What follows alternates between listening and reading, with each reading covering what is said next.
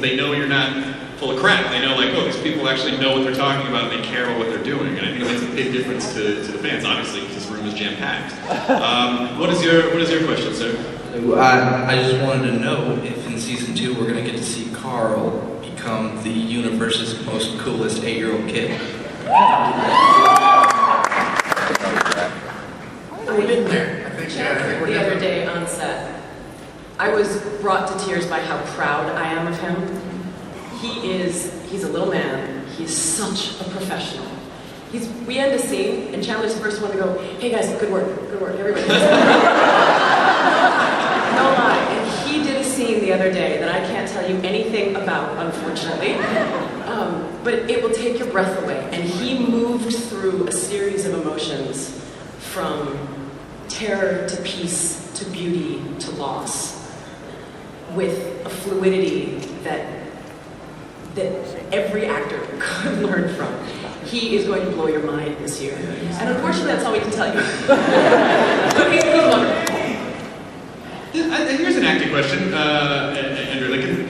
What, obviously, you know, if you're acting, you're just doing regular stuff that's not sci-fi or not fantasy, you can draw on emotions. I've probably been in a similar situation with this one. How do you prepare yourself emotionally when your motivation is, the dead are reanimated and I have to shoot him in the face? Like, where does that come from?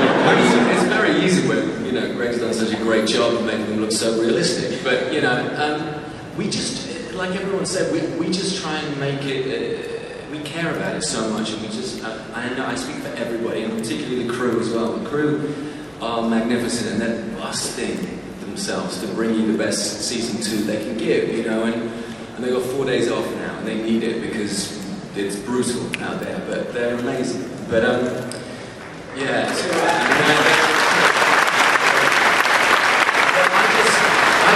I'm trying to emulate Chandler, I do the Chandler technique and the Jeff DeMunn technique, which is you just turn up, learn your lines, and get out of the way, because the words are so cool to say, and you just try and imagine, try and do it real, is all I'm doing. Trying to make it real. You're doing an excellent job. By the way, while you're in the South, as a Brit, you got to eat at a Cracker Barrel. Just for the experience. Yeah. No, don't go to Waffle House. I'm now embarrassed because I just realized I haven't taken Andrew Lincoln to the Cracker Barrel, so I'm very sorry. I feel bad. Chick-fil-A. Now people are just shouting at restaurant, Crystal Burger! Alright, take it down. Oh, Crystal is good, I have to tell you. Butt rockets, never mind. Anyone who's had a Crystal Burger knows what that means. Alright, sir, what's your name? Yes, I'm Sean. My question is for Robert. By the way, the graphic novels are like the coolest thing I've ever read. And I'm sure everyone would agree. While reading them, I've noticed that the character of Rick Grimes has the most amazing character development, and I just want to know what kind of development can we expect for season 2? The thing is, the comic book series has been going for so long that I've had the time to add all these little things and do all of these horrible things to Rick Grimes that have, made him eventually turn into the character he's become. And all I can say is, I think the plan is to get there, but it's not something that we can rush. We have to take our time with it and do it in a way that it makes sense in the show, just like I did in the comic book series. So yeah, I think putting these guys through their paces is definitely a big part of what we want to do with the show. That's gotta be fun for you, just take it nice killing guy. characters again? Yeah. Oh, I love it. Just taking a nice guy character though, and then just, at one point, you just start punching him in the face. Forever! What is your question? Explain to me. My roommate hates fake blood, and so what's it made of, and does it taste gross?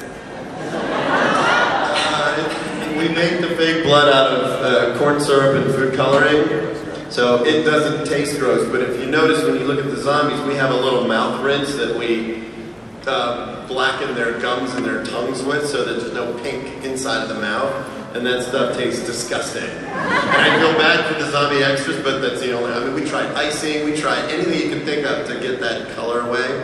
So literally, if you walk on set, when we we have 80 or 100 zombies, there's always these little black puddles all over the ground because we rinse their mouths and then they spit it out. And they have great black teeth, but there's little black puddles all over the set. So. How long does a standard zombie make effect take? We got the makeups, the hero makeups down to about an hour and a half, Wow. hour and 45 minutes. I mean, there's, on big days we have 9 or 10 makeup people. Usually it's myself and 4 other guys, and we just kind of start at 3 o'clock in the morning, and then they start shooting by 8, and we filter the zombies to set as we go.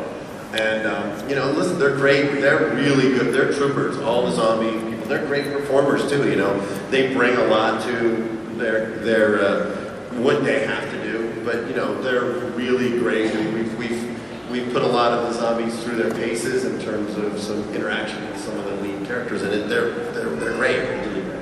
Excellent. Next question. We have time for one more question. Okay, so this is for Jeffrey DeMunn. I love your theater work. I watched you in Death of a Salesman. I bawled so bad. Anyway, I was wondering how you translate your theater work into killing zombies. Oh my gosh, I don't know how to answer that. The two feed each other. Zombie Slayer. Yes. The two disciplines feed each other. That's the one thing I can say.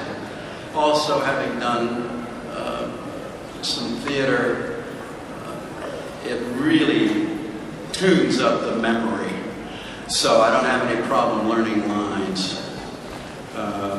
Those two, they add an energy to each other, but beyond that, I have no idea how Death of a Salesman helps me kill a zombie. Right there, man. In other words, walking death of a salesman. Dude, come on, man. What's up? What is up? So we just have to wrap it up. Before we do, Frank Darabont just was like, can we watch the trailer one more time? I'm like, of course we can, Frank Darabont.